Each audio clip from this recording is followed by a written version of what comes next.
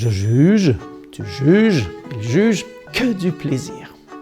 Maître, cette femme a été surprise en flagrant délit d'adultère. Or, dans la loi, Moïse nous a ordonné de lapider ces femmes-là. Et toi, que dis-tu? Difficile de résister à la tentation de juger. Je juge avec plaisir. Vous vous faites plaisir en jugeant, vous me jugez même. Mais ne vous inquiétez pas, je vous jugerai bien en retour. Et dans notre entourage, on nous jugera avec autant de plaisir. Chacune, chacun se fait juge d'autrui pour éviter d'être victime d'un jugement, pour éviter d'être victime tout court, pour se sentir mieux, supérieur, pour se donner le droit comme victime de juger chacune, chacun et de tout.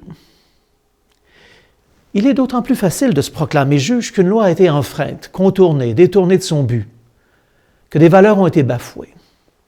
Encore plus facile de s'instaurer juge lorsque nous sommes témoins de cette infraction. Tout alors est tellement clair. Il y a faute. Il faut juger la personne coupable. Intolérable de laisser impuni le manquement à la loi, à la règle du groupe, à la norme fantasmée. Est-il possible de résister à ce plaisir? De ne pas s'ériger en justicier? Est-ce que c'est envisageable? Plaisant? C'est difficile, certes. Impossible? Non. Désirable? Jésus juge pour sa part désirable, opportun, préférable de ne pas se constituer juge dans la scène de ce dimanche. Il ne fait pourtant pas disparaître le jugement. Tablant sur le désir d'être juge, il invite chaque personne prête à juger cette femme selon la loi à se juger elle-même à l'aune de cette même loi. Cela va suspendre le jugement.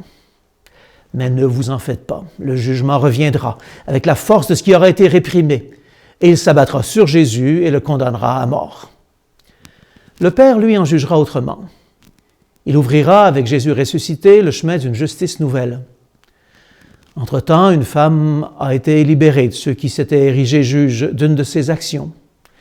Une possibilité de vie nouvelle s'ouvre, fragile, comme des lignes tracées dans le sable.